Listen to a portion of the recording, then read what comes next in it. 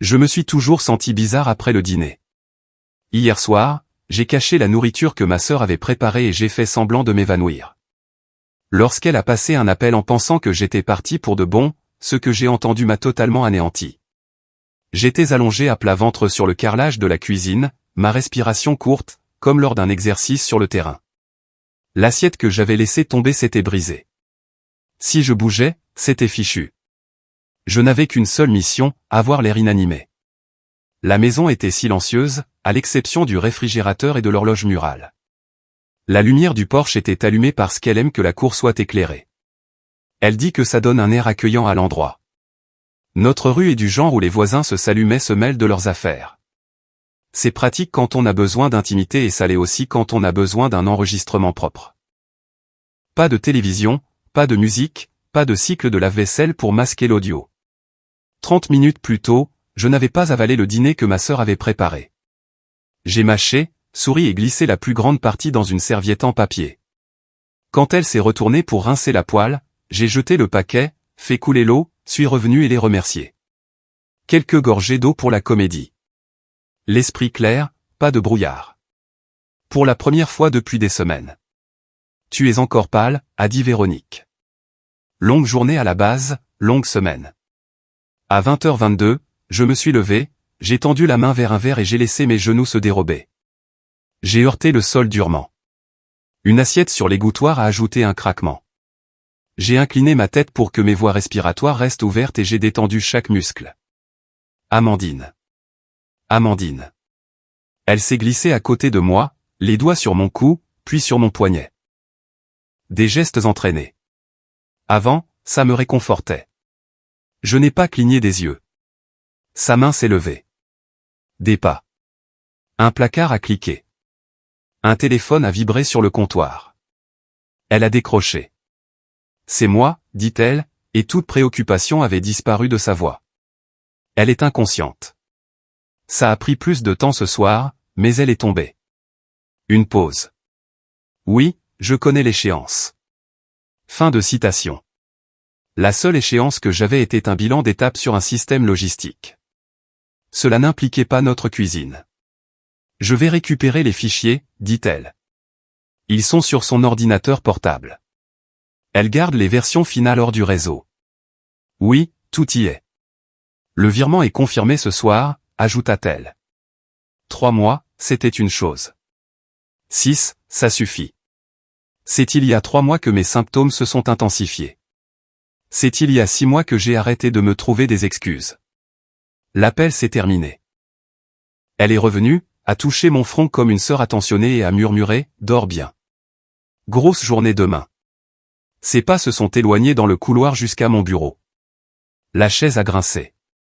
L'ordinateur portable s'est allumé avec un carillon. J'ai imaginé l'écran de verrouillage et le mot de passe court que je n'avais pas changé parce que taper un long mot de passe toute la journée favorise les erreurs. J'avais changé d'autre chose. Les noms de fichiers, les chemins de dossier, dès lors mélangés à de vrais brouillons. Inventaire, porte à 2 mètres. Îlot à 60 cm. Sac à main sur la chaise. Téléphone à ma ceinture avec un mémo vocal en marche depuis 19h50. J'avais scotché le bouton de volume pour qu'une pression nerveuse ne gâche pas tout. Du bureau, des touches de clavier claquaient. Un tiroir s'est ouvert. Un verre a teinté contre le bois. Je me suis souvenu de la petite fiole sans étiquette que j'avais repérée en faisant semblant de chercher du thé. Les étiquettes ne se décollent pas toutes seules. J'ai inspiré lentement. Quand j'ai été sûr qu'elle était occupée, j'ai balayé la pièce du regard d'un œil faussement endormi. Aucun mouvement dans l'encadrement de la porte. La lumière de l'horloge était stable. J'ai fléchi un orteil pour tester mes nerfs, puis je suis resté immobile. Une vibration a secoué le comptoir. Puis une autre. Son téléphone a sonné depuis le bureau. Ne m'appelle plus, dit-elle. Message seulement. Un bip a suivi. Elle a continué à taper. Un éclat d'assiette gisait près de mon coude. Le schéma était clair sur le papier. Dîner ici, vertige, brouillard, dîner dehors, 0 problème. Les analyses de sang de la clinique disaient que j'allais bien. Mon journal disait le contraire. Date, heure, symptômes. Pas d'histoire, juste des données. Fichier budget version 5, Marmona TL. Où l'as-tu mis? J'ai pensé à me lever et à mettre fin à tout ça. Mauvais plan dans une cuisine pleine de verre avec une suspecte qui sait où sont les couteaux. Ma mission. Rester immobile. Enregistrer l'audio. Éviter un coup de panique. Le ventilateur de l'ordinateur portable s'est mis en marche. Le son d'une clé USB connectée a retenti. Des clics de copie de fichiers. Ils avaient un rythme. C'était un transfert en masse. Grincement de chaise. Des pas vers la cuisine. Elle s'est arrêtée à l'entrée. Je suis resté flasque. Elle a enjambé les éclats, a fait couler de l'eau, a posé un verre, puis est retournée au bureau. La preuve n'est pas un sentiment. La preuve, c'est un nom de fichier, un horodatage, une voix que tu peux réécouter, se dit-elle. Je l'ai. Une tonalité de message a retenti. Paiement confirmé. Elle lisait, trop satisfaite pour rester silencieuse. Les sirènes portent dans notre quartier. Je les ai entendues la première. Elle les a entendues ensuite. Ces touches se sont tues. Non, dit-elle après 3 battements. Ce n'est rien. Les touches ont repris, plus vite. Mon téléphone a vibré à ma hanche. Un seul mot d'un contact qui sait que je n'ai pas besoin de paragraphe. En route. Je n'ai pas regardé. J'ai continué à faire monter et descendre ma poitrine lentement. Des pas sont revenus. Amandine, dit-elle pour tester. Un éclat d'assiette a gratté le sol. Tu devrais te réveiller maintenant. Je ne l'ai pas fait. Elle s'est accroupie près de moi. Tu vas bien, dit-elle doucement. Tu as juste besoin de repos. Elle s'est levée. La chaise a de nouveau roulé. Le bruit du disque dur s'est intensifié. En 6 mois, elle avait joué la sœur attentionnée quotidiennement. Elle cuisinait. Elle nettoyait. Elle me disait que je forçais trop. Elle me disait de laisser tomber la promotion parce que la santé est plus importante que l'ambition. Chaque phrase sonnait noble. Chaque phrase lui achetait du temps avec mon ordinateur portable et une autre chance de servir le dîner. Je l'ai noté parce que la mémoire est pire que le papier quand quelqu'un n'arrête pas de vous dire que vous êtes surmené. Un autre bip.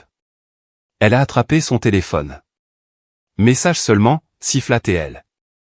Je termine le transfert.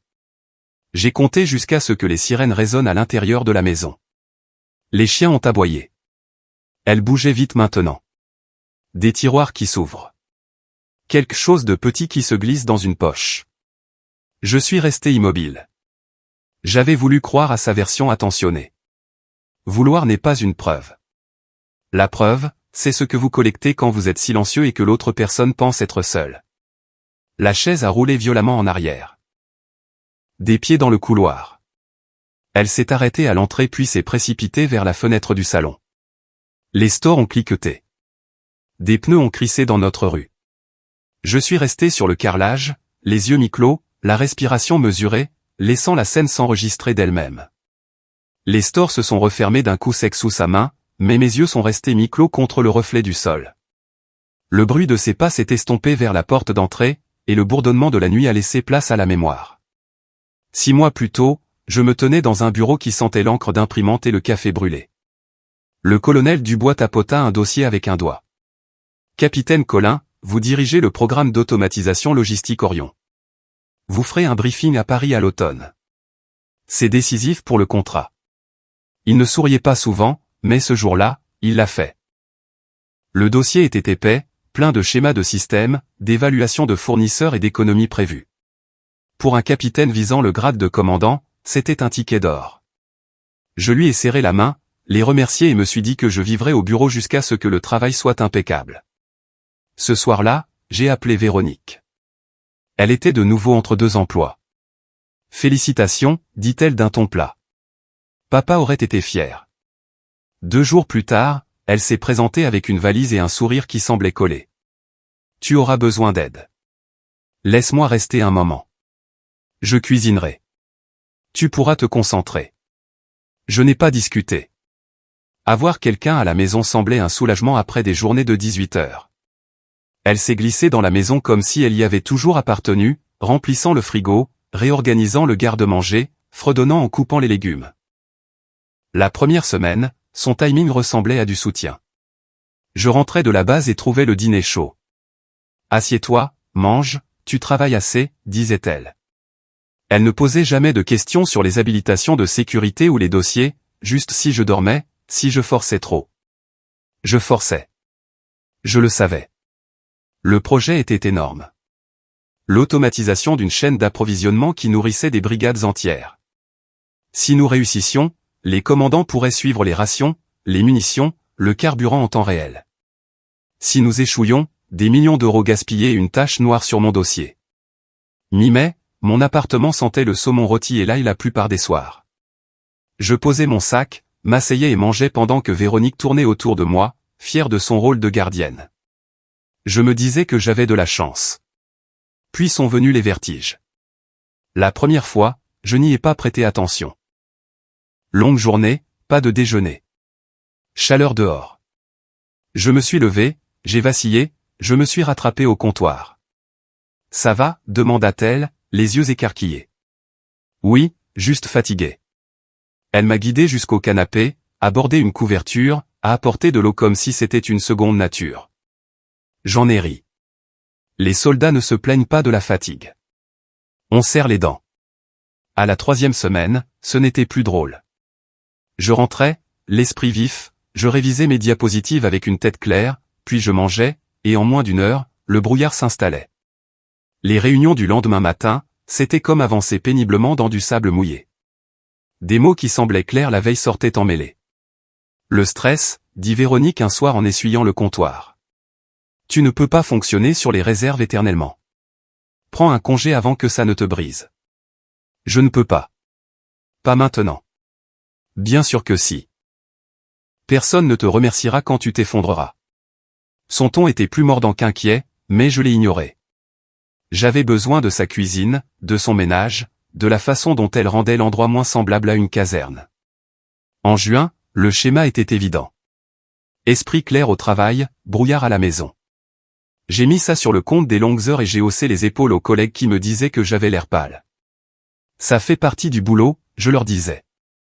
À la maison, Véronique resserrait son emprise sur les routines. Elle insistait pour préparer chaque repas. Ton corps ne peut pas prendre de raccourcis, disait-elle en posant les assiettes.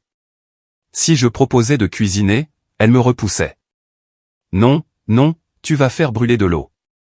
Laisse-moi faire. Je la laissais faire. Un jeudi, je devais présenter un bilan d'étape au colonel.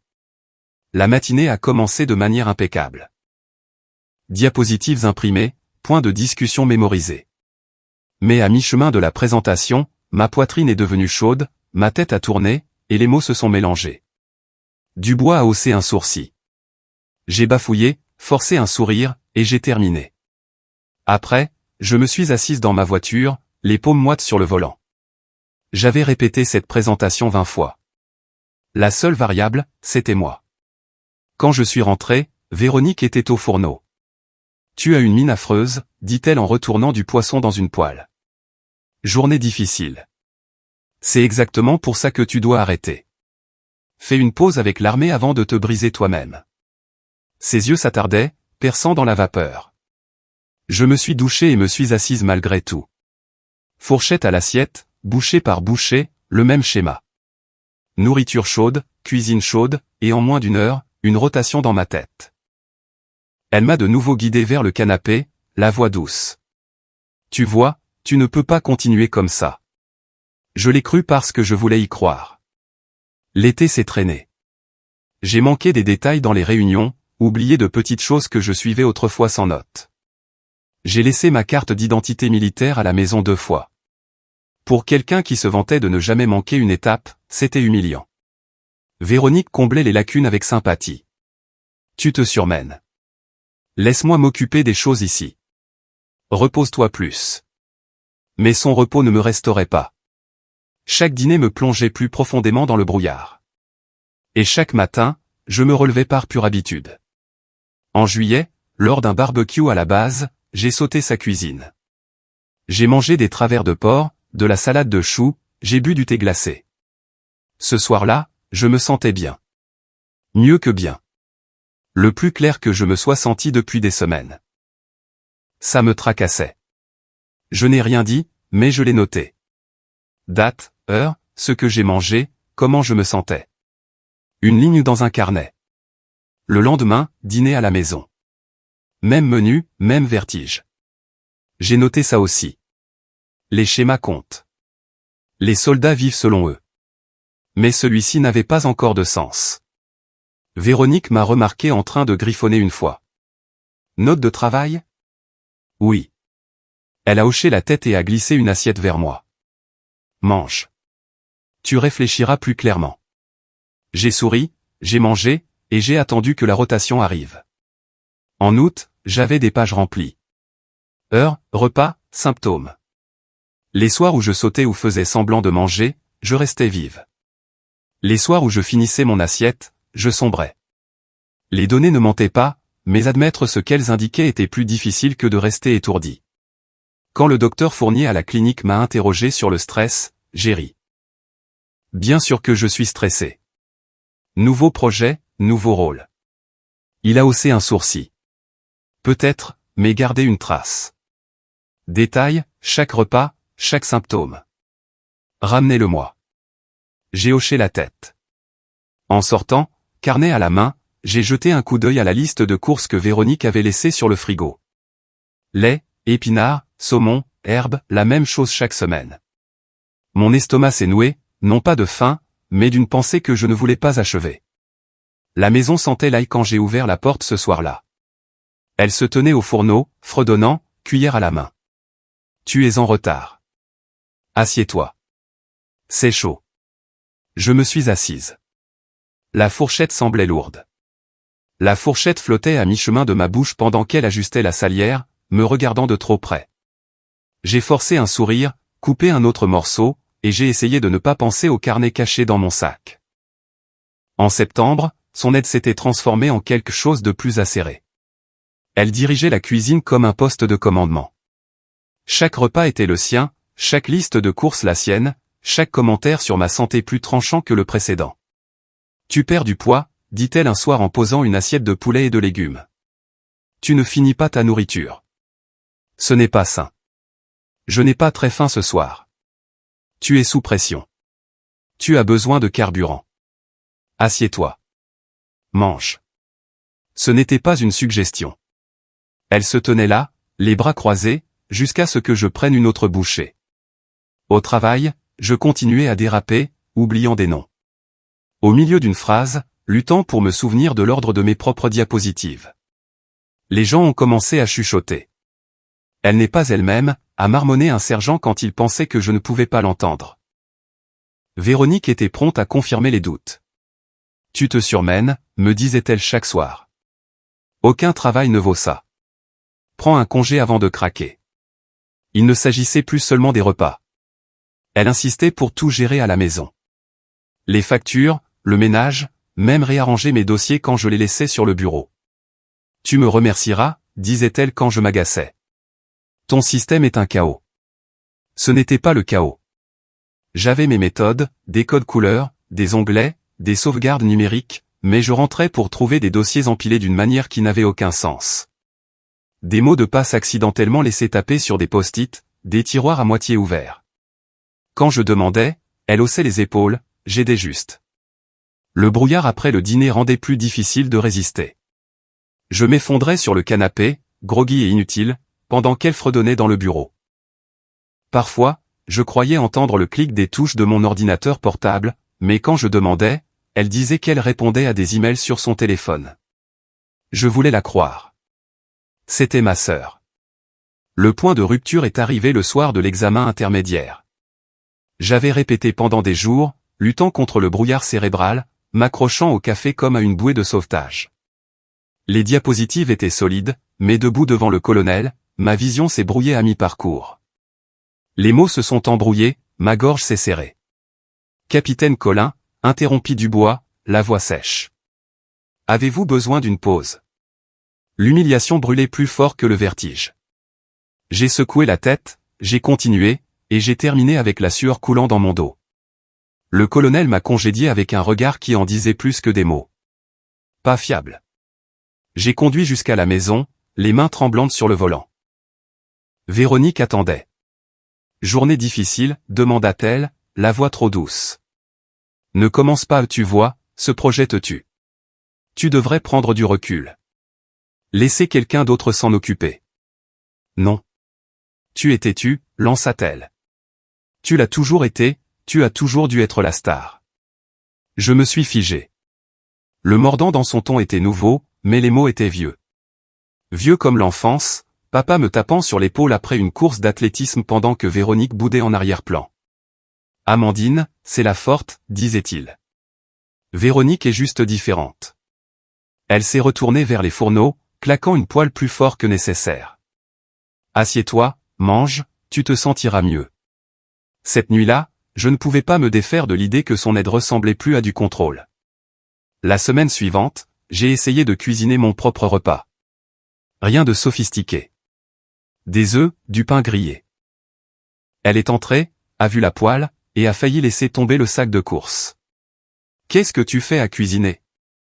J'ai dit que je m'en occupais. Je ne suis pas une enfant. Je peux faire frire un œuf. Elle a arraché la spatule. Pas pendant que tu vis comme ça. Tu vas te rendre malade. Les mots ont frappé comme un ordre.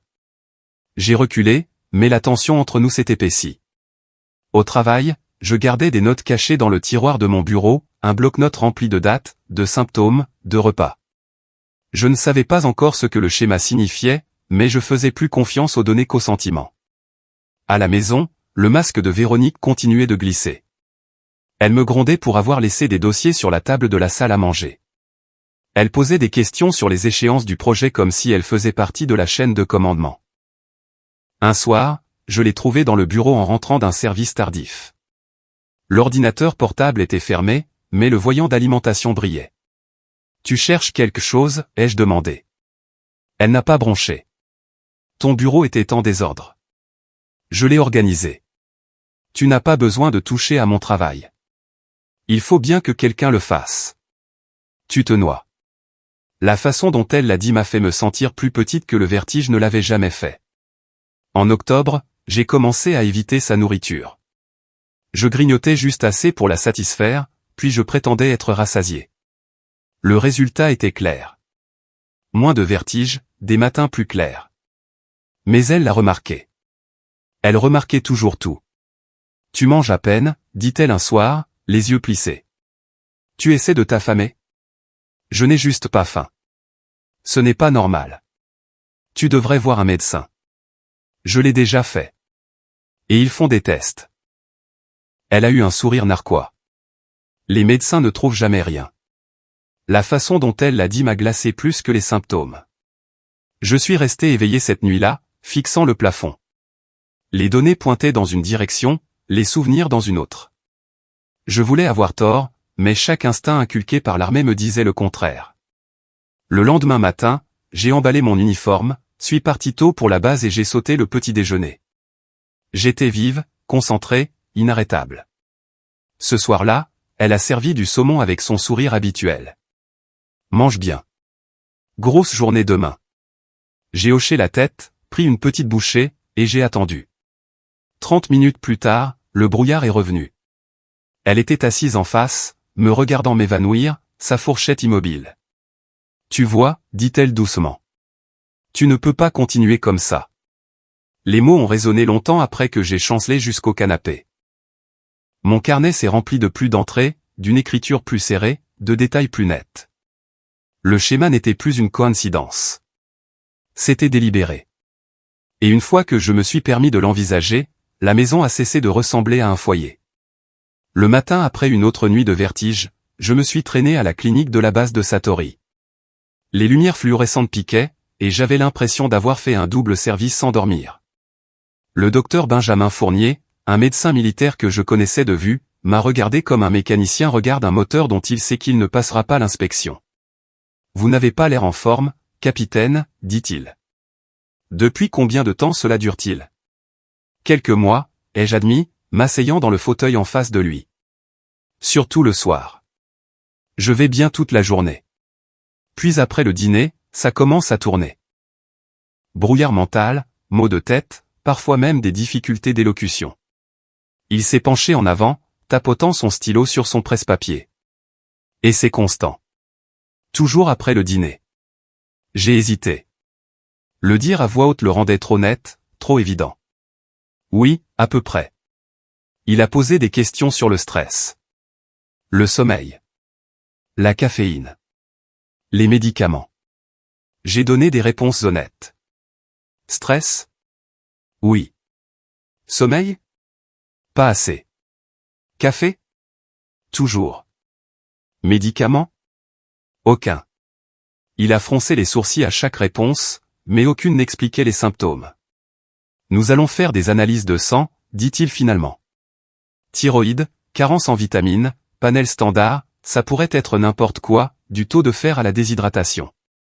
J'ai hoché la tête, mais son expression me disait qu'il ne croyait pas à cette explication. Il a griffonné une note et a relevé les yeux. Voici ce que je veux que vous fassiez. Tenez un journal. Notez exactement ce que vous mangez, quand vous le mangez, et quand les symptômes commencent. Incluez combien de temps ils durent. Vous êtes entraîné à suivre les détails. Traitez ça comme une mission. J'ai presque ri à ça, mais il n'avait pas tort. Les soldats vivent de journaux, de graphiques et de comptes rendus d'après-action. Noter la nourriture et les vertiges semblaient presque trop simples. Mais j'ai accepté. En sortant de la clinique, je me sentais plus légère, juste d'avoir quelqu'un qui me traitait comme si je ne perdais pas la tête. Pendant des semaines, je m'étais laissé croire que le stress était le coupable. Maintenant, j'avais une tâche. Quand je suis rentré, Véronique était dans la cuisine en train de hacher des oignons avec une précision militaire. « Où étais-tu » demanda-t-elle sans lever les yeux. « À la clinique » dis-je en posant mon sac. Son couteau a ralenti juste un peu. « Quelque chose ne va pas » Contrôle de routine. J'ai menti. Ils font des analyses. Elle a hoché la tête, les lèvres pincées, et a recommencé à hacher. Les médecins ne trouvent jamais rien. Tu as probablement juste besoin de plus de repos. Je n'ai pas répondu. À la place, j'ai sorti un petit carnet et j'ai commencé à écrire. Date, heure, ce que j'ai mangé, comment je me sentais. Elle l'a remarqué mais n'a rien dit. Ce soir-là, le dîner était de nouveau du saumon. J'ai mangé une portion normale et j'ai attendu. 30 minutes plus tard, les vertiges ont frappé comme une horloge. Mon écriture sur la page vacillait, mais je l'ai notée quand même. Le lendemain soir, je me suis excusé à mi-repas, j'ai jeté la moitié de la nourriture dans une serviette en papier, l'ai jetée aux toilettes et suis revenu à table. J'ai noté l'heure. 1 heure plus tard, je me sentais bien, vive, alerte, claire. Le schéma était indéniable. Le journal s'est rempli d'entrées, toutes pointant dans la même direction. Manger sa cuisine. Symptômes. L'éviter. Pas de symptômes. Un samedi, j'ai déjeuné à la cafétéria de la base, travaillé tard, et ne suis rentré qu'après 21 heures. Véronique était agacée. J'ai fait le dîner, dit-elle en tendant une assiette. J'ai déjà mangé, ai-je répondu. Ses yeux se sont plissés juste un peu avant qu'elle ne force un sourire. Eh bien, je le garderai pour demain. Le carnet restait caché dans mon sac de travail, loin de ses mains réorganisatrices. Je le relisais chaque soir, alignant les heures comme des preuves dans un dossier. Mes instincts criaient, mais les instincts n'étaient pas des preuves. La preuve nécessitait des détails. Le docteur Fournier a appelé une semaine plus tard avec les résultats des tests. Tout est normal, dit-il. Pas de carence, pas de problèmes évidents. Et le journal? J'ai feuilleté les pages. Des symptômes constants liés au repas. Les soirs où je saute, je vais bien. Il a fait une pause. Et qui prépare les repas? Je me suis figé. Ma sœur. Elle a emménagé il y a quelque temps. Une autre pause. Capitaine, je ne peux pas tirer de conclusion pour vous, mais les données pointent quelque part. Soyez prudente. Continuez à documenter. Ne la confrontez pas avant d'être sûr. Être prudente. Conseil facile, plus difficile en pratique.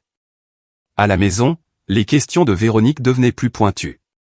Pourquoi ne finis-tu pas ta nourriture? Tu mangeais plus avant. Fais-tu un régime? Ce n'est pas sain. Je n'ai pas faim. Elle a froncé les sourcils. Tu agis différemment. Ses yeux s'attardaient sur moi plus longtemps que d'habitude, comme si elle mesurait mes réponses. J'ai renforcé la sécurité de mon ordinateur portable, changé les mots de passe et vérifié 2 fois les journaux de fichiers. 2 fois, j'ai trouvé des horodatages montrant un accès quand je n'étais pas dans la pièce. J'ai commencé à verrouiller la porte du bureau, mais les clés ont une façon de se multiplier dans les familles. Le contrôle continuait de se resserrer. Elle commentait l'heure à laquelle je rentrais, combien de temps je travaillais, même à qui je parlais au téléphone. « Tu n'as pas l'air bien », disait-elle. Mi-accusation, mi-avertissement. Le carnet s'est rempli de plus d'entrées, et chaque ligne rendait la vérité plus difficile à ignorer. Au travail, ma performance a suffisamment baissé pour que Dubois me prenne à part. « Vous devez vous ressaisir, capitaine. Ce projet ne peut pas échouer. C'est tout. »« Oui, mon colonel, » ai-je dit, forçant une confiance que je ne ressentais pas. En sortant, je savais que l'échec n'était pas une option. Pas avec mon grade, pas avec mon dossier, et pas avec le projet qui reposait sur moi. Si je m'effondrais, quelqu'un d'autre prendrait la relève. Tout le travail que j'y avais investi serait perdu. À la maison, le dîner attendait. Comme toujours. Elle a glissé une assiette vers moi, souriant comme une sœur attentionnée. « Mange bien. Tu réfléchiras plus clairement. » J'ai pris la fourchette, senti ses yeux sur moi, et je savais que le journal dans mon sac racontait la vraie histoire. J'ai mâché, avalé juste assez pour la satisfaire, et j'ai noté l'heure sous la table.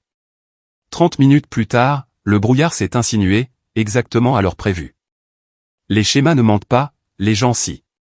La fourchette a gratté contre l'assiette pendant que je répétais le plan dans ma tête.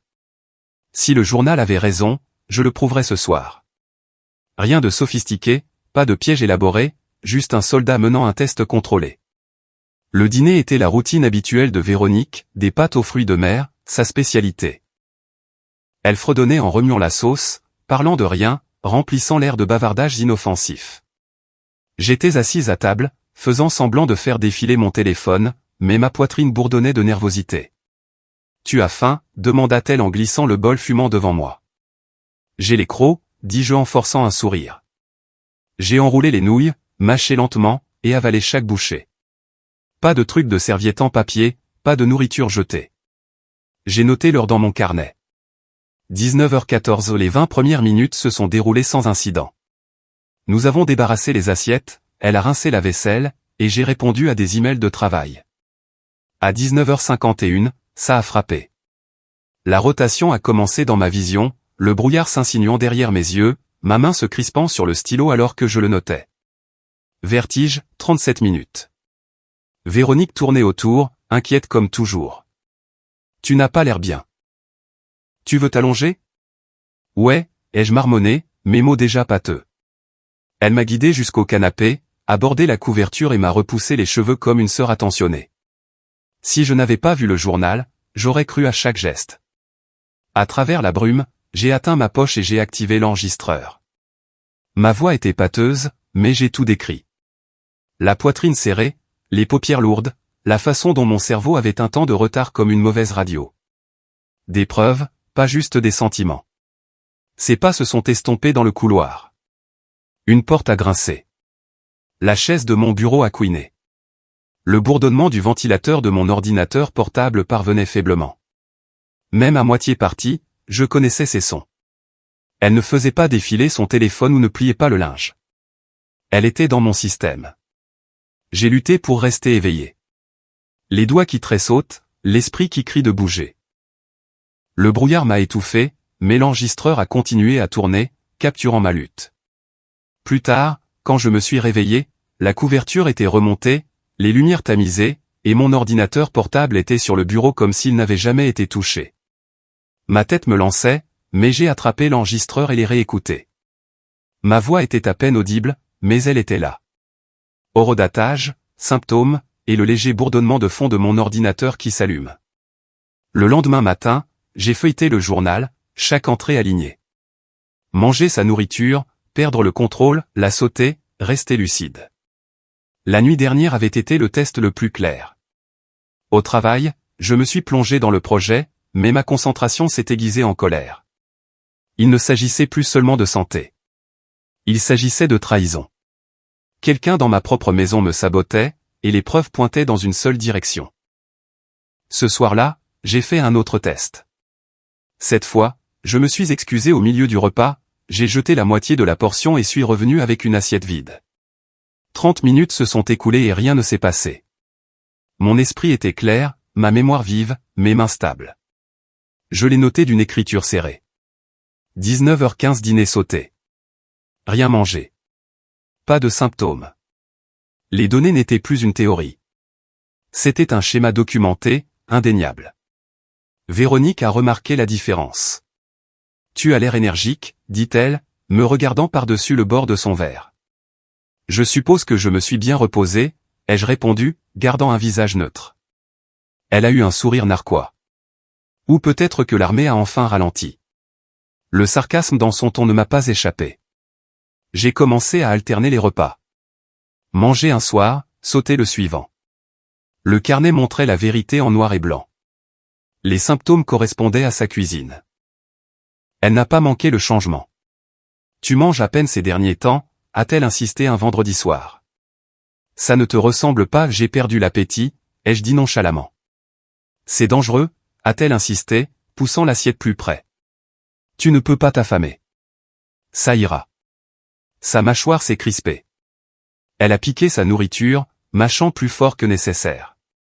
Le lendemain matin, j'étais assise dans ma voiture devant la base, feuilletant à nouveau le journal. Chaque ligne était un clou dans le cercueil du déni. L'armée m'avait appris à faire confiance aux données plutôt qu'aux sentiments, et les données criaient plus fort que tout. Au déjeuner, j'ai communiqué les résultats au docteur Fournier. Chaque fois que je mange sa nourriture, je m'effondre, ai-je dit sèchement. Son front s'est plissé. C'est sérieux. Vous devez être prudente. Ne la confrontez pas encore. Continuez simplement à collecter. Assurez-vous d'être en sécurité. En sécurité. Le mot a résonné dans ma tête alors que je rentrais chez moi. Les soldats n'ont pas l'habitude de se sentir en danger dans leur propre cuisine. Ce soir-là, Véronique était déjà en train de servir du poulet quand je suis entré. Tu es en retard, dit-elle. La circulation, ai-je répondu. Je l'ai regardé saupoudrer des herbes, remuer la sauce, dresser l'assiette avec soin. Elle n'était pas négligente, pas une seule fois. Chaque mouvement était calculé, précis, entraîné. Je me suis assise, fourchette à la main, carnet caché sous un dossier dans mon sac. Cette fois, j'ai mangé juste assez pour le déclencher, puis j'ai arrêté. 30 minutes plus tard, j'ai senti la rotation familière s'insinuer. Elle a souri faiblement. Tu vois, tu es malade. Je te l'avais dit. J'ai écrit l'heure, appuyant le stylo sur la page plus fort que je ne le voulais. Malade n'était pas le mot. Empoisonné l'était. Le journal, l'enregistreur, les bruits de mon ordinateur portable s'éveillant quand j'étais à moitié consciente ensemble. Il peignait une image que je ne voulais pas voir mais que je ne pouvais ignorer. Son attention n'était pas de l'attention. Son contrôle n'était pas de la protection. C'était un coup monté. Et maintenant que j'avais la preuve écrite, ce n'était plus moi qui étais sous son contrôle. Le carnet de bord était épais, mais les mots sur le papier ne suffisaient pas. Dans l'armée, les soupçons ne comptent pas. Il faut des preuves. J'avais été formé pour suivre les empreintes numériques, sécuriser les systèmes et attraper les intrus sans les alerter. Si ma sœur franchissait la ligne, j'allais l'attraper de la même manière que j'attraperais un pirate informatique étranger. Premier mouvement, mon ordinateur portable. J'ai configuré un journal système qui enregistrait chaque tentative de connexion et chaque fichier touché, avec des horodatages. Un script simple, rien de sophistiqué, mais suffisant pour me dire si quelqu'un d'autre était dans mes fichiers quand je n'y étais pas. Deuxième étape, l'audio. J'ai commandé 2 minuscules enregistreurs vocaux, du genre que les journalistes utilisent, et j'en ai caché un sous le bureau et un dans la cuisine. Ils se fondaient dans les câbles d'alimentation et la poussière des meubles. Si elle se déplaçait la nuit, je l'entendrais. Troisième étape, une caméra. Je ne pouvais pas vraiment installer une surveillance de qualité militaire dans mon propre appartement sans soulever des questions, alors j'ai opté pour quelque chose de petit. Un de ces gadgets de sécurité domestique qu'on peut acheter en ligne. Je l'ai déguisé en chargeur de téléphone. Il était pointé vers le bureau où se trouvait mon ordinateur portable. Ce soir-là, Véronique a préparé un sauté, joyeuse comme toujours. Longue journée, demanda-t-elle. Ouais, dis-je sèchement. Tu devrais te détendre davantage. Tu as été tendu. J'ai forcé un sourire, sachant que les appareils fonctionnaient en silence. J'ai grignoté juste assez pour déclencher le brouillard et me suis laissé m'affaisser sur le canapé. Elle a aidé, bien sûr, me couvrant d'une couverture, jouant le rôle. Les enregistrements ont capté ce que mes yeux ne pouvaient pas voir. À 23h23, ses pas sont entrés dans le bureau. Une chaise a gratté. Mon ordinateur portable s'est allumé avec un carillon. La caméra déguisait la surprise en train de sortir une petite clé USB de sa poche et de la brancher. Elle tapait avec aisance, comme quelqu'un qui avait déjà parcouru les dossiers. J'ai regardé les images le lendemain matin, l'estomac noué. Elle n'a même pas hésité, allant directement dans mes fichiers de projet, cliquant sur les schémas, les rapports d'avancement, les brouillons marqués et Final V3. Elle s'est penchée plus près de l'écran, griffonnant quelque chose dans son propre carnet. Puis elle a arraché la clé USB, l'a rangée et a éteint l'ordinateur portable comme si de rien n'était. L'audio a capté son murmure, presque fini. Presque fini quoi? Vendre mon travail? Ruiner ma carrière? Le lendemain, j'ai vérifié le journal système. Bien sûr, connexion à 23h23. Fichier consulté, clé USB montée, fichier copié, tout correspondait. Ce n'était pas un accident. C'était de l'espionnage. J'ai resserré le filet. Chaque nuit, je laissais les appareils tourner pendant que je feignais de dormir. Chaque matin, je vérifiais les journaux, les enregistrements et la caméra. Chaque fois, elle revenait pour en prendre plus. Il ne s'agissait plus seulement de fichiers. Elle parcourait les emails, les analyses budgétaires, même les projets de mémo que je n'avais partagés avec personne. Un soir, j'ai délibérément laissé un dossier leur intitulé Sauvegarde Orion sur le bureau. À l'intérieur, j'ai placé des notes brouillées, des chiffres à moitié vrais et de fausses projections. Cette nuit-là, la caméra l'a surprise en train de sourire quand elle l'a trouvé. Elle a copié tout le dossier, ignorant complètement que c'était du vent. La voir tomber dans le panneau m'a presque fait rire. Mais l'humour n'a pas duré. La vérité était plus laide. Ma propre sœur essayait de livrer des dossiers de projets militaires à quelqu'un d'autre. Son comportement diurne est devenu plus audacieux aussi. Elle posait des questions sur les échéances, sur qui assister aux réunions, sur quand je devais présenter. Elle masquait cela sous une curiosité décontractée, mais la façon dont elle se penchait, attendant les réponses, ressemblait à un interrogatoire. J'ai cessé de donner des détails. Juste des mises à jour régulières, disais-je, en restant vague. Ça ne lui a pas plu. Un soir, elle a craqué, tu ne me dis jamais rien. C'est moi qui tiens cette maison pendant que tu te tues au travail, et tu agis comme si je ne méritais pas de savoir ce qui se passe. J'ai posé ma fourchette. Mériter de savoir? C'est un travail classifié. Personne ne mérite de savoir, sauf les personnes habilitées. Ses yeux se sont plissés, mais elle a rapidement souri. Je m'inquiète juste. Ne sois pas si sur la défensive. Sur la défensive n'était pas le mot. J'étais prudente, calculatrice, et je me rapprochais de preuves assez solides pour la coincer.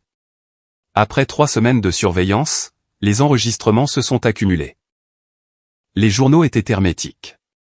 Les clips vidéo la montraient se faufilant dans le bureau nuit après nuit, clé USB à la main, se murmurant parfois des choses sur les échéances et les paiements. Des paiements? Ce mot pesait lourd.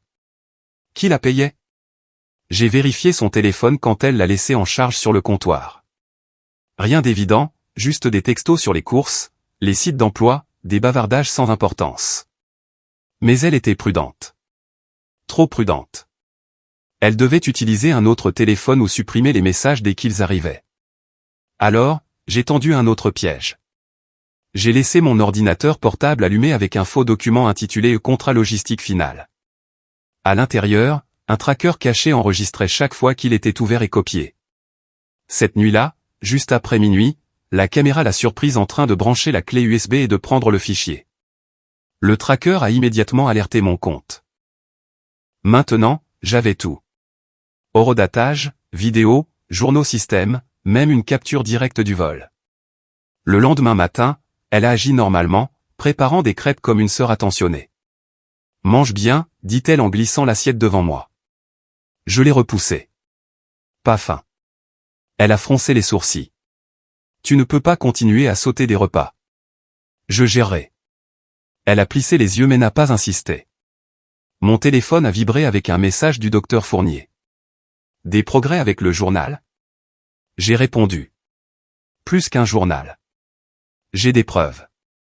Il a répondu. Soyez prudente. Ne la confrontez pas seule. Les mots ont résonné dans ma tête alors que je sirotais un café noir et la regardais se déplacer dans la cuisine. Elle pensait qu'elle gagnait. Elle pensait que je dérapais. Elle pensait qu'elle contrôlait le jeu. Mais j'avais la formation, les outils, et maintenant les preuves. Elle ne le savait pas encore, mais chaque frappe qu'elle faisait sur mon ordinateur portable était un pas de plus vers sa perte. L'odeur de ses crêpes flottait dans la cuisine, mais ma tête n'était pas dans le présent, à la regarder fredonner et retourner le petit déjeuner comme si de rien n'était. Mon esprit est retourné à notre enfance. C'est drôle comme la trahison est plus vive quand on se souvient de la même personne vous tenant la main pour traverser une rue animée. Notre père était militaire jusqu'au bout des ongles. Courses matinales, uniformes impeccables, inspections qui ressemblaient à des revues, même à la maison.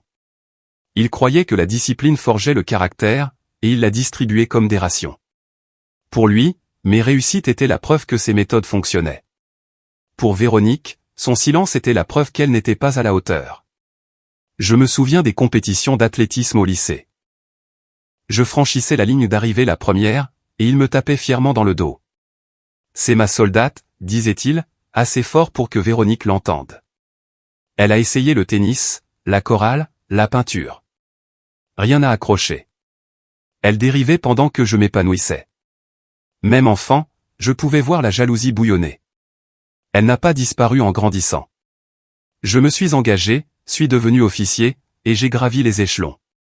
Elle est passée d'un emploi à l'autre, sans jamais vraiment atterrir, ayant toujours l'air que le monde lui devait quelque chose. Chaque fois qu'elle venait, elle souriait et disait qu'elle était fière. Mais il y avait un poids dans ses yeux qui contredisait les mots. Un soir, des années avant qu'elle n'emménage, elle buvait du vin chez moi. Elle s'est penchée en arrière dans sa chaise et a dit, « Tu sais, tu as toujours été l'enfant prodige. » J'étais le raté. Papa ne m'a jamais regardé comme il te regardait. Je lui ai dit que ce n'était pas vrai, qu'elle était juste différente, pas moins. Elle a ri amèrement. Facile à dire pour toi, celle en uniforme. Maintenant, debout dans ma cuisine, la regardant prétendre être la sœur serviable, je comprenais mieux cette conversation qu'à l'époque. Son aide n'était pas une question de famille. C'était une question de contrôle, de récupérer ce qu'elle pensait que la vie lui avait refusé. Cette semaine-là, la tension s'est épaissie. Elle planait au-dessus de moi comme une gardienne, me demandant si j'avais dormi assez, si je mangeais correctement, si j'avais progressé au travail. Mais le ton n'était pas celui de l'inquiétude.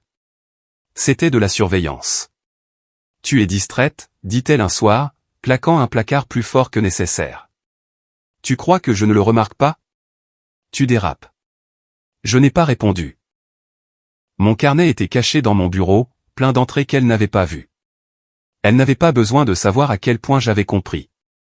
Son masque s'est de nouveau fissuré quand elle pensait que je n'écoutais pas. Je suis passé devant la cuisine et je l'ai entendu marmonner.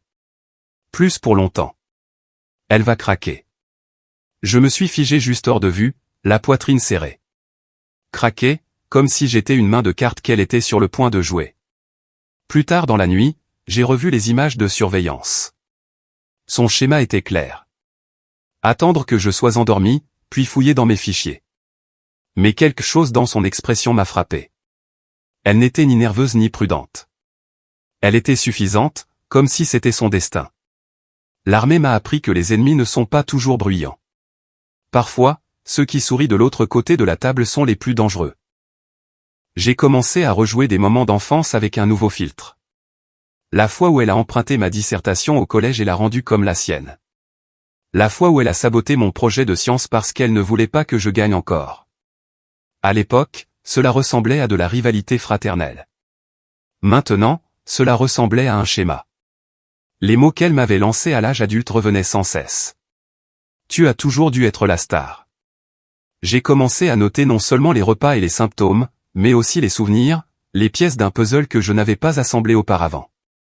La jalousie n'était pas nouvelle. Le sabotage n'était pas soudain. Il couvait depuis des décennies. Un jeudi, elle m'a coincé au dîner. Tu as une mine affreuse, dit-elle en me fixant. Je vais bien. Tu ne vas pas bien. Tu tiens à peine le coup. Peut-être que tu devrais prendre du recul sur ce projet avant de te ridiculiser. Son ton était tranchant, presque joyeux. C'est là que ça m'a frappé. Elle ne voulait pas seulement que je me repose. Elle voulait que j'échoue. J'ai posé ma fourchette et les regardé droit dans les yeux. Pourquoi t'en soucies-tu autant?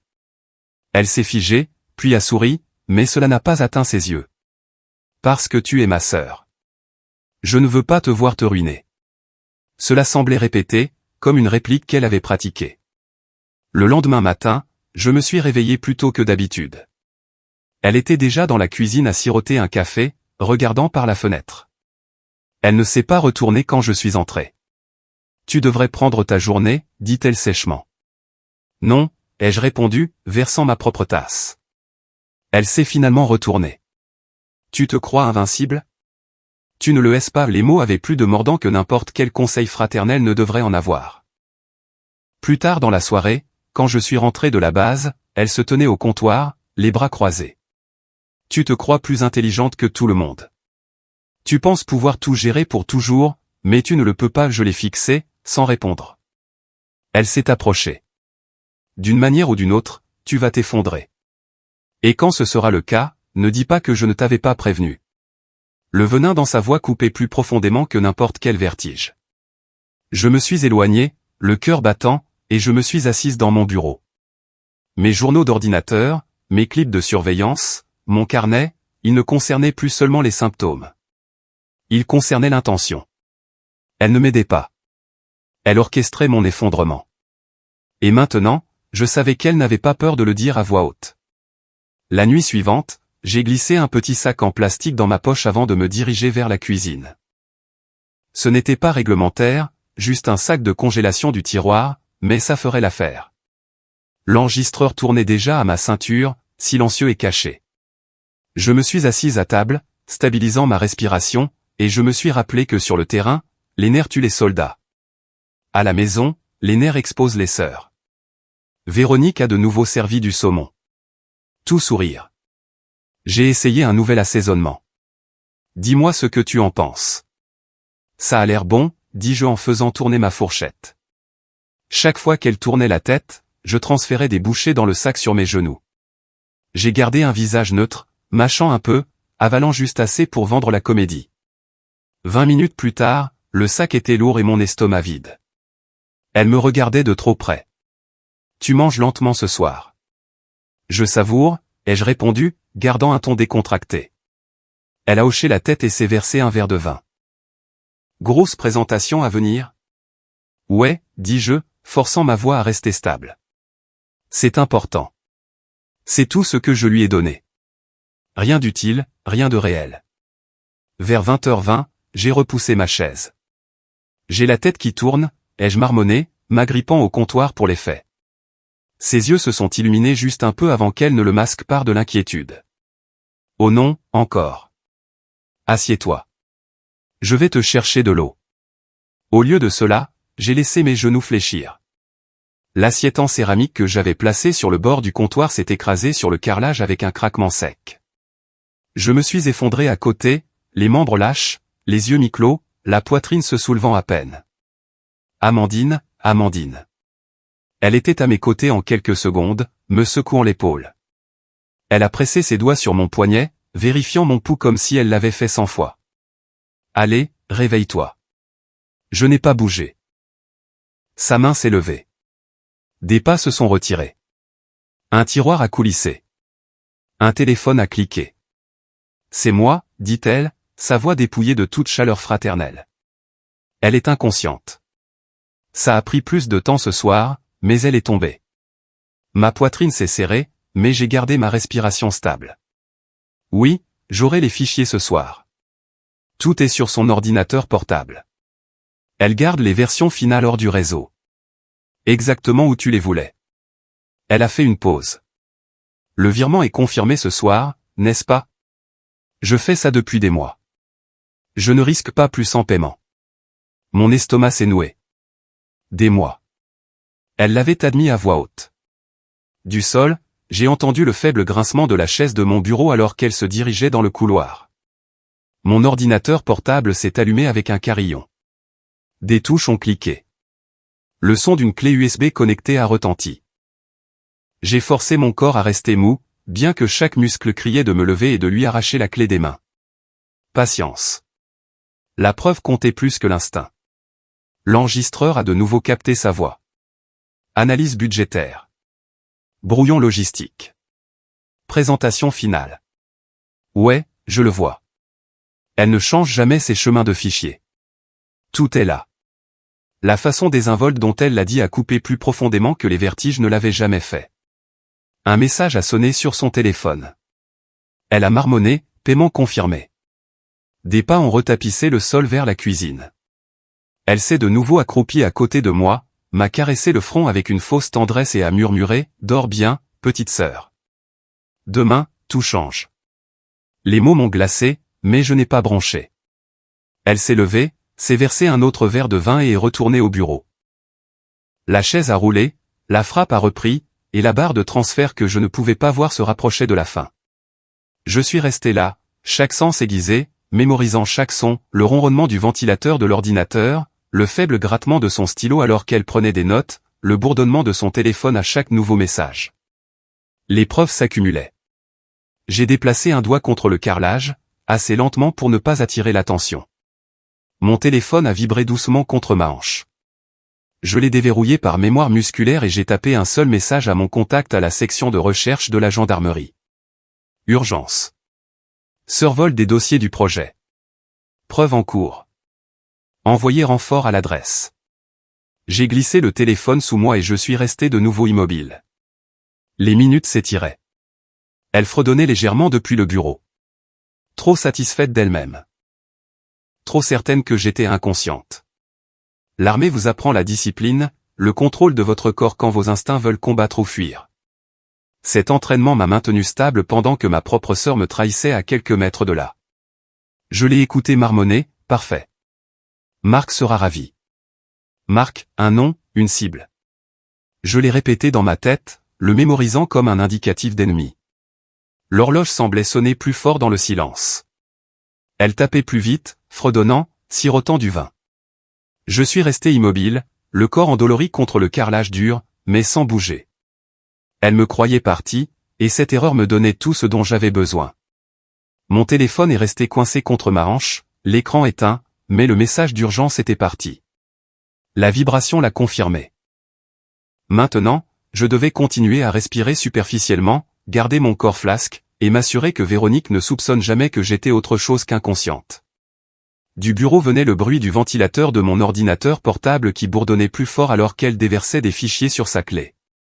Les touches claquaient avec détermination. Je pouvais entendre le léger tintement de son verre de vin alors qu'elle le posait entre deux frappes. Chaque détail était une preuve, mais la preuve ne comptait que si je survivais assez longtemps pour que les renforts arrivent. Les minutes passaient comme des heures. Mon dos me faisait mal sur le carrelage, mais je n'osais pas bouger.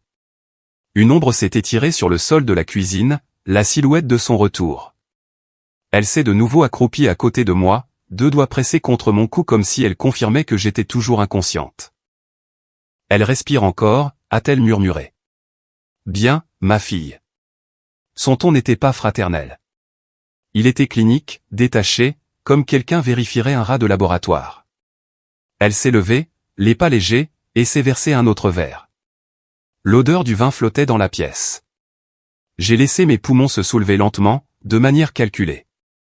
À l'intérieur, mon pouls martelait, mais à l'extérieur, j'étais de marbre. À 21h07, mon téléphone a de nouveau vibré, à peine audible sous moi. La réponse automatisée de l'ASR. Message reçu. Unité en route. Ne pas engager le suspect.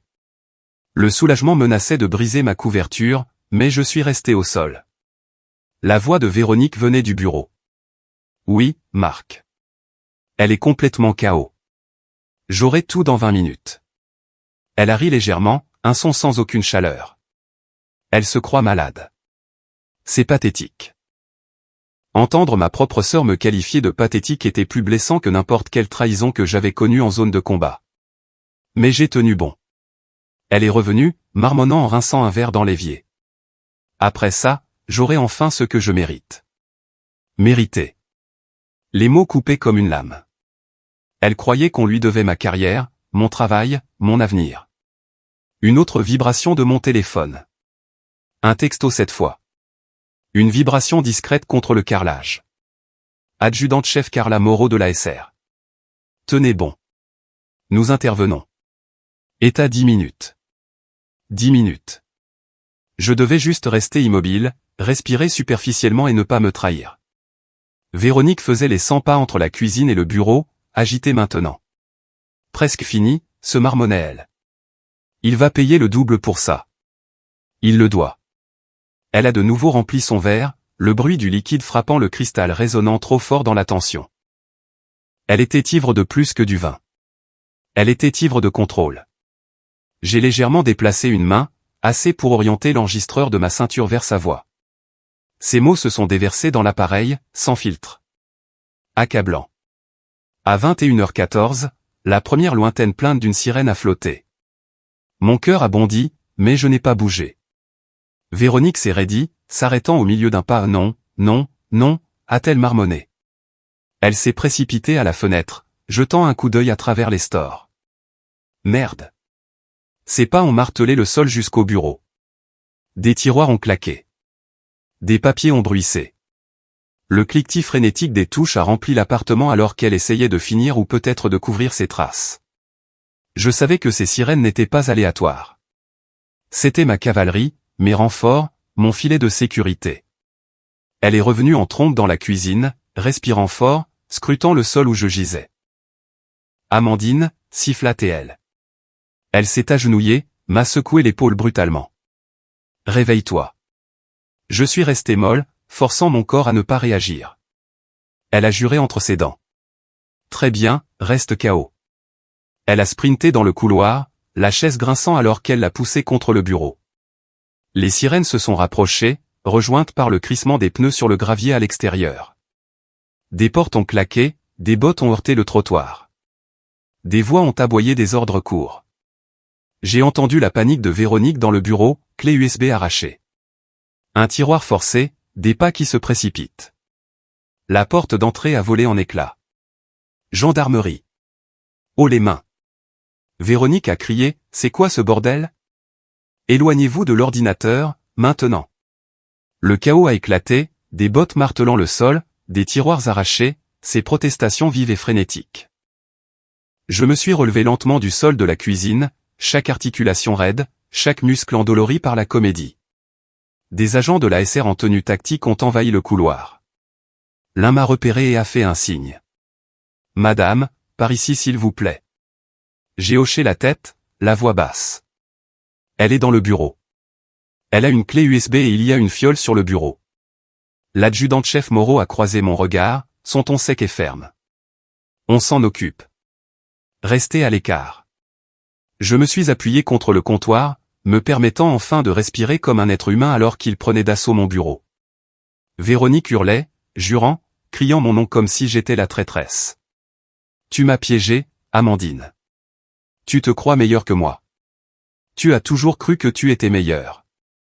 Ces mots ont rebondi dans l'appartement pendant qu'il la menottait, lui lisait ses droits et la sortait.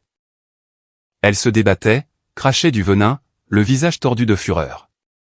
Je suis resté où j'étais, les jambes tremblantes, les mains agrippées au comptoir pour rester debout. Les preuves étaient sécurisées, mon corps était en vie, et la trahison n'était plus cachée dans l'ombre. L'armée vous apprend la patience, mais à ce moment-là, la patience m'avait acheté la survie, et la vérité était mise à nu. Le bruit des bottes se déplaçant dans mon couloir m'a ramené à la réalité. L'appartement, silencieux depuis des mois, était soudainement animé de voix sèches, du bruit sourd des tiroirs qu'on ouvrait et du cliquetis de l'équipement. La voix de l'adjudante-chef Moreau a percé le chaos, ferme et autoritaire. Sécurisez le périphérique, mettez la fiole sous scellé, copiez tout avant que ça ne disparaisse. Véronique était coincée dans mon bureau, les bras tordus dans le dos. Elle crachait des mots aux agents comme un animal acculé. Vous ne pouvez pas faire ça. Vous ne comprenez pas. C'est mon travail. Elle me l'a volé. Je me tenais à l'entrée, la poitrine encore serrée par des heures à retenir ma respiration. Un des gendarmes s'est retourné, hochant la tête vers moi. Madame, veuillez reculer. On s'occupe de tout. Je n'ai pas bougé tout de suite. Mes yeux étaient rivés sur ma sœur, la même fille avec qui j'avais partagé des lits superposés, se débattant maintenant menotté pendant que des officiers de la SR lui arrachaient une clé USB de son poing serré. Elle avait l'air sauvage, les cheveux en désordre, les yeux injectés de sang par la panique. « Tu as tout gâché », m'a-t-elle crié. « Tout ce que j'ai jamais eu, tu me l'as pris. » L'adjudant-chef Moreau l'a poussé vers le couloir. « Gardez ça pour le tribunal. » Le bureau était un désastre. Papiers éparpillés, tiroirs ouverts, l'écran de mon ordinateur portable brillant des preuves qu'elle n'avait pas eu le temps d'effacer. Un officier a soigneusement ramassé la petite fiole en verre que j'avais vue plus tôt, la glissant dans un sac à preuves. Un autre tenait un carnet rempli de gribouillis, page après page de dates, de noms de fichiers et de montants en euros.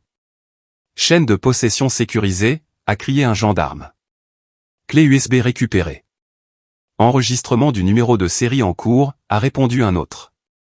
C'était surréaliste de voir ma propre maison traitée comme une scène de crime, mais l'efficacité de l'intervention m'a gardé ancré. Il ne se contentait pas de l'arrêter. Il démantelait tout son stratagème, pièce par pièce. Véronique a réessayé, la voix brisée. Amandine, dis-leur. Dis-leur que je t'aidais. Tu sais que j'essayais juste de te protéger. J'ai enfin parlé, ma voix plus tranchante que je ne l'aurais cru. Me protéger ? Tu m'as empoisonné pendant des mois.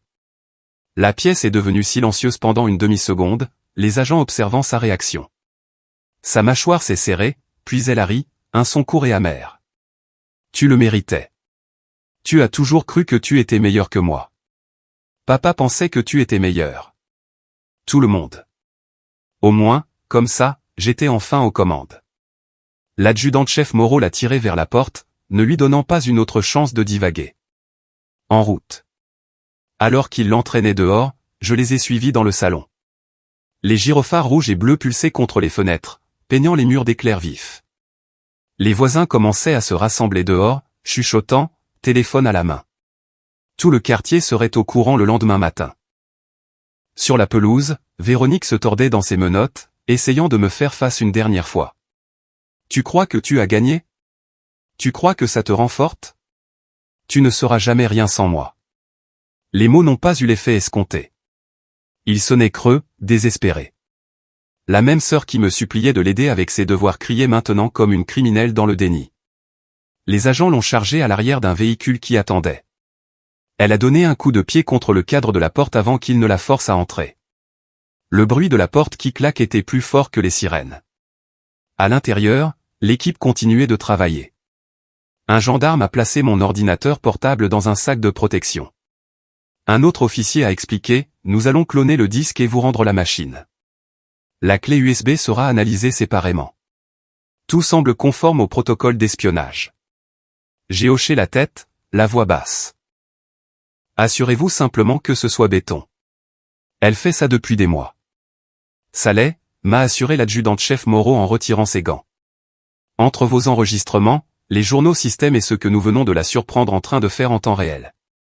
Elle ne s'en sortira pas, je me suis appuyé contre le comptoir, l'épuisement m'écrasant enfin. Le carrelage où j'avais simulé l'inconscience était jonché d'éclats de l'assiette que j'avais brisée. C'était symbolique.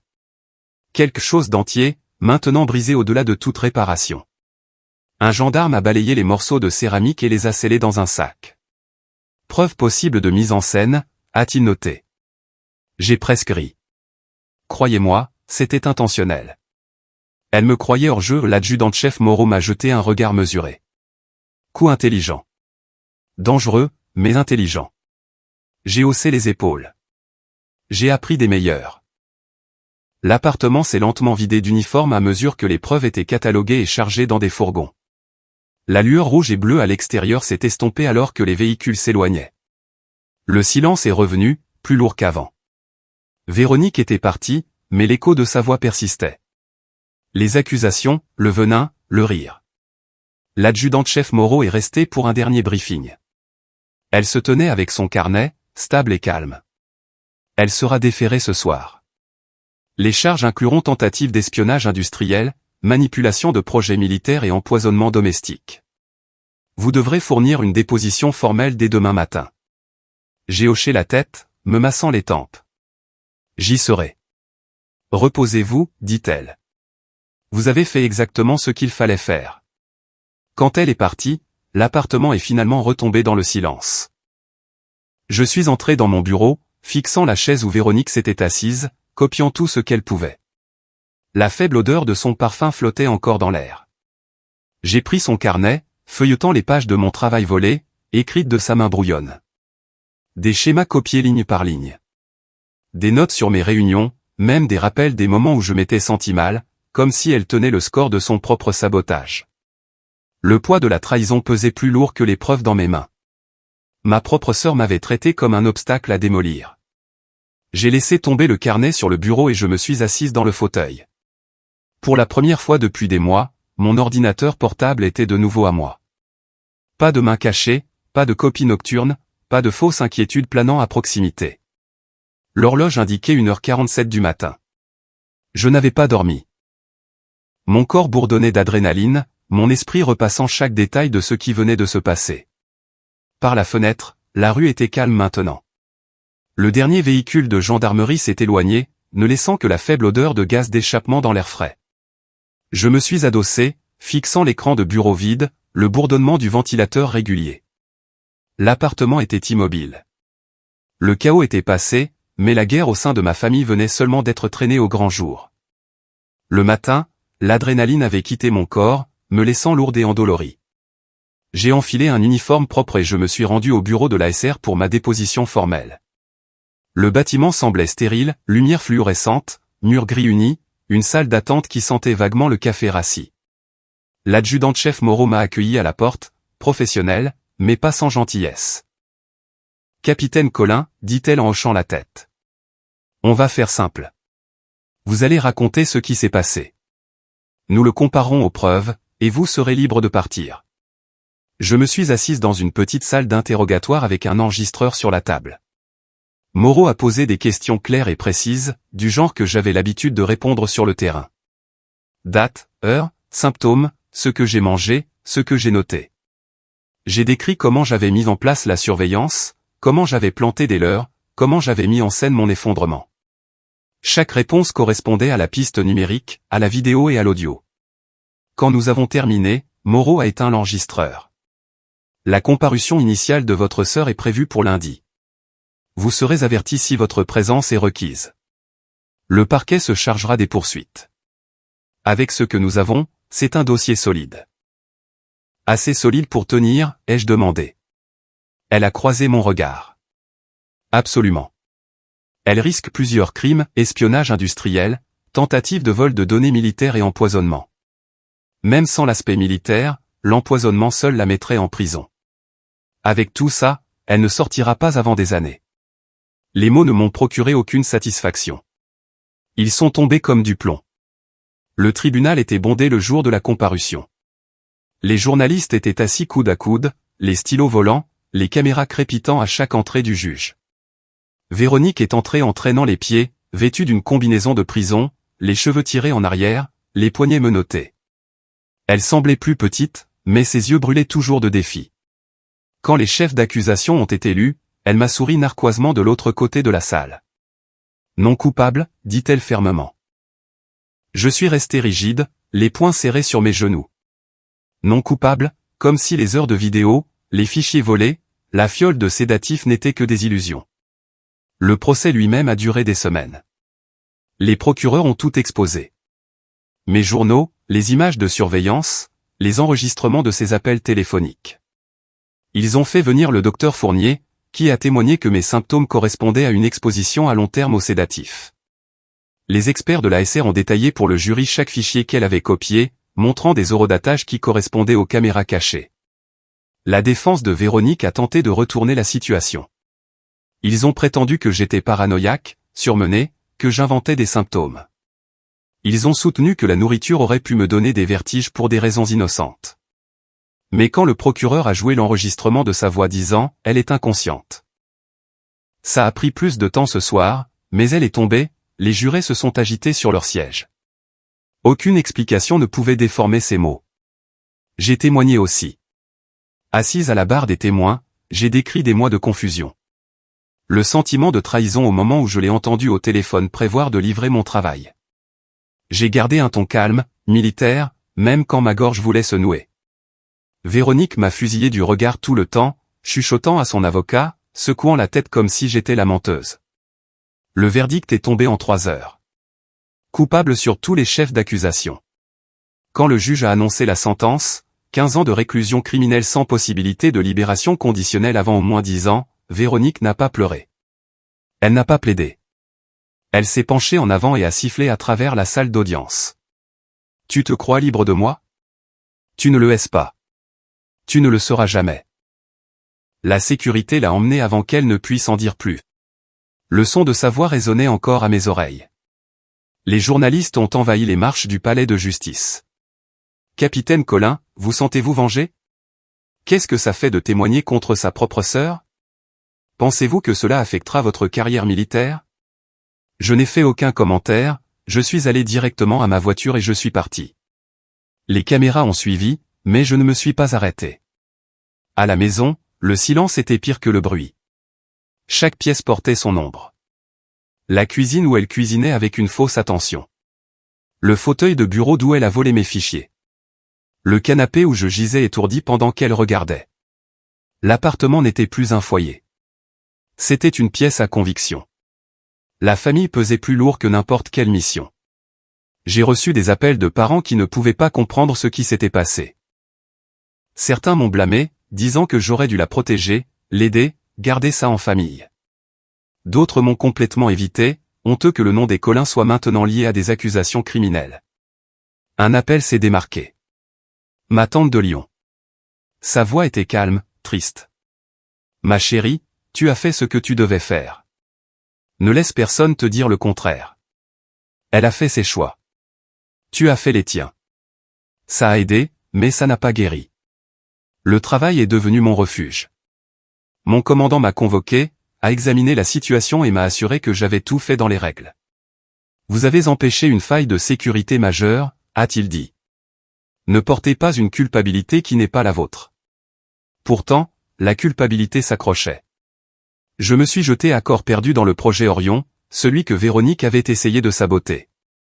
Longue nuit, sécurité renforcée, protocole plus strict. J'ai présenté le dossier final au ministère des Armées et le contrat a été approuvé. Titan Stratégie, l'entreprise qui tirait les ficelles de Véronique, a fait face à sa propre enquête. Marc Granger, le dirigeant dont elle avait murmuré le nom, a été inculpé pour tentative d'acquisition de données de défense volées.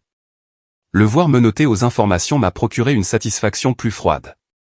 Ce n'était pas la famille, c'était un ennemi, pur et simple. Mais avec Véronique, rien ne semblait simple. Quand je pensais à elle, ce n'était pas seulement le tribunal ou le poison. C'étaient les anniversaires que nous partagions, les fois où elle avait soigné mes genoux écorchés, les nuits où nous restions éveillés à nous chuchoter des secrets quand nous étions enfants. Tout cela avait été tordu pour alimenter sa trahison. Je lui ai rendu visite une fois, des mois après la condamnation.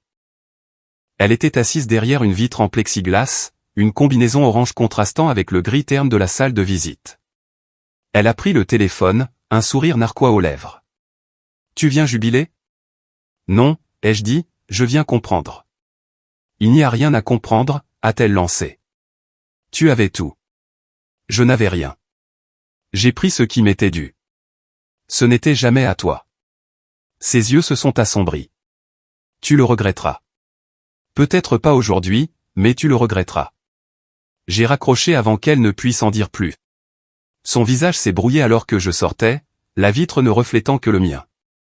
Ce soir-là, je me tenais sur mon balcon en uniforme, regardant les lumières de la ville. La trahison avait coupé ma famille en deux, laissé des cicatrices qu'aucun tribunal ne pourrait effacer. Mais j'étais toujours debout, toujours en service, toujours en train d'avancer. L'armée m'avait appris la discipline. Mais la vie m'avait appris quelque chose de plus dur. Que parfois, l'ennemi n'est pas de l'autre côté de l'océan. Parfois, il grandit dans la même maison, mange à la même table, et vous appelle sa sœur. Le jour où le contrat Orion a été finalisé, je me trouvais dans une salle de briefing du ministère des Armées, vêtu de ma tenue de cérémonie. des rangées de fonctionnaires, de sous-traitants et de collègues officiers remplissaient les sièges. Ma présentation était impeccable, sécurisée et inébranlable. Chaque diapositive que je montrais, chaque réponse que je donnais portait le poids de la survie, non seulement du projet, mais de moi-même. Lorsque le président de la commission a annoncé « contrat attribué », les applaudissements ont été vifs, nets et définitifs. Plus tard, dans le couloir, le colonel Dubois m'a arrêté. Il avait la réputation de ne jamais gaspiller ses mots. « Colin, bon travail. Vous avez transformé une crise en victoire. Peu d'officiers auraient pu gérer ce que vous avez fait. Merci, mon colonel, ai-je dit, au garde à vous. Vous allez bientôt entendre parler d'une promotion. Le grade de commandant vous irait bien. » Ces mots m'ont accompagné tout le long du trajet de retour.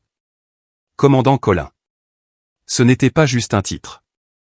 C'était la preuve qu'aucun sabotage, poison ou trahison ne pouvait effacer ce que j'avais mérité. À la maison, l'appartement semblait différent. La présence de Véronique avait disparu, nettoyée par les équipes de la SR et le temps. Le silence ne semblait plus étouffant. Il semblait mérité. J'ai placé une copie encadrée du contrat Orion signé sur mon bureau, non pas comme un trophée, mais comme un rappel. Quelques semaines plus tard, j'ai reçu un avis officiel. Ma promotion au grade de commandant était approuvée. La cérémonie fut modeste, organisée à la base avec des collègues et une poignée de parents qui me soutenaient encore. Ma tante a épinglé le nouvel insigne sur mon uniforme, ses mains tremblant légèrement. « Ton père serait fier », a-t-elle murmuré. J'ai souri, mais je savais que la fierté était compliquée dans ma famille. Le docteur Fournier est venu aussi. Après la cérémonie, il m'a serré la main. « Vous n'avez pas seulement survécu à ça. Vous l'avez documenté comme un enquêteur. Sans votre discipline, ça aurait pu se terminer bien plus mal. La discipline est la seule chose que je n'ai jamais perdue, ai-je dit. Tout le monde dans ma famille n'a pas célébré. Un cousin a envoyé une lettre disant que j'avais détruit la vie de Véronique. Je n'ai pas répondu. Véronique a détruit sa propre vie. J'ai simplement refusé de la laisser emporter la mienne avec elle. Le travail n'a pas ralenti. Le projet Orion a été lancé et en 6 mois, il a dépassé toutes les prévisions. Les ventes ont grimpé, la reconnaissance a explosé, et mon équipe a été saluée comme un modèle pour les partenariats de l'industrie de la défense. Des collègues ont commencé à me demander de prendre la parole lors de conférences, non seulement sur la stratégie, mais aussi sur la résilience, la sécurité et le leadership sous pression. La première fois que j'ai raconté mon histoire publiquement, je suis resté professionnel. J'ai expliqué comment le sabotage interne peut se produire là où on s'y attend le moins, même à la maison. J'ai parlé de l'importance de la documentation, de suivre ses instincts, de faire confiance aux procédures. Je n'ai pas nommé Véronique. Je n'en avais pas besoin. La leçon était assez claire. Après la conférence, une jeune officier s'est approchée de moi. « Mon commandant, je pense que mon frère vole peut-être mon entreprise.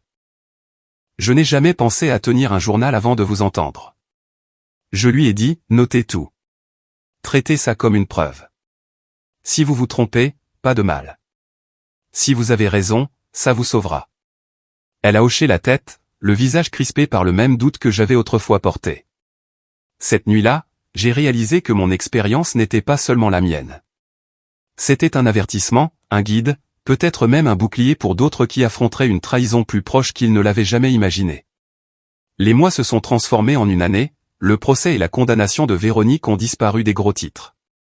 Elle est devenue une détenue parmi d'autres dans un système plein de gens brisés. Titan Stratégie s'est effondré sous les enquêtes. Son PDG, Marc Granger, a été condamné pour des crimes fédéraux. Pour moi, l'histoire ne s'est pas estompée. Elle vivait dans les coins de ma mémoire, dans les cicatrices que je portais, dans les leçons que j'enseignais. Je n'ai plus jamais rendu visite à Véronique. Je n'avais pas besoin de ces mots résonnant dans ma tête. Je savais déjà ce qu'elle dirait, que j'étais toujours l'enfant prodige, toujours la raison pour laquelle sa vie avait mal tourné. La vérité était plus simple. Elle a fait son choix. J'ai fait le mien. Le jour de l'anniversaire de ma promotion, je suis arrivé tôt à la base, le soleil à peine au-dessus de l'horizon. On levait le drapeau, le son du clairon vif dans l'air matinal. Je me suis mis au garde à vous, j'ai salué, et je me suis permis de savourer l'instant. Mon uniforme me seyait différemment maintenant, non seulement à cause du grade, mais à cause de tout ce qu'il y avait derrière. L'honneur ne se résume pas à des médailles ou des promotions. C'est survivre avec son intégrité intacte. Même lorsque la trahison vient de la personne que vous appeliez autrefois votre famille. Ce soir-là, je me suis assise à mon bureau, fixant le contrat Orion sur le mur. Mon téléphone a vibré avec une autre demande de conférence. Une autre chance de transformer la douleur en un but. J'ai tapé une réponse rapide. Oui, je serai là. Pendant des mois, je me suis dit que la vengeance consistait à exposer Véronique, à voir la justice la rattraper. Mais assise là, dans le calme, j'ai réalisé que la meilleure vengeance était plus simple. C'était de me tenir droite, de porter l'uniforme, de réussir sans m'excuser. J'ai versé un verre d'eau, j'ai regardé les lumières de la ville et j'ai laissé la pensée s'installer pleinement. La meilleure vengeance est de vivre avec honneur et succès, et ça, je l'avais mérité. Avec le recul, toute cette épreuve ressemble à une bataille menée sans fusil ni grenade, mais tout aussi dangereuse. Ma sœur pensait qu'elle pouvait empoisonner mon corps, voler mon travail et briser mon esprit. Elle a sous-estimé la seule chose que l'armée m'a inculquée dès le premier jour, la discipline. Je n'ai pas seulement survécu à sa trahison. Je l'ai transformée en carburant. Elle est derrière les barreaux et je porte un nouveau grade sur mon épaule. Le projet Orion a réussi. Ma carrière a progressé et ma vie a avancé. C'est la différence entre nous. Elle a cherché des raccourcis et j'ai tenu bon. En fin de compte, la vengeance ne consistait pas à la voir tomber. Elle consistait à refuser de tomber avec elle.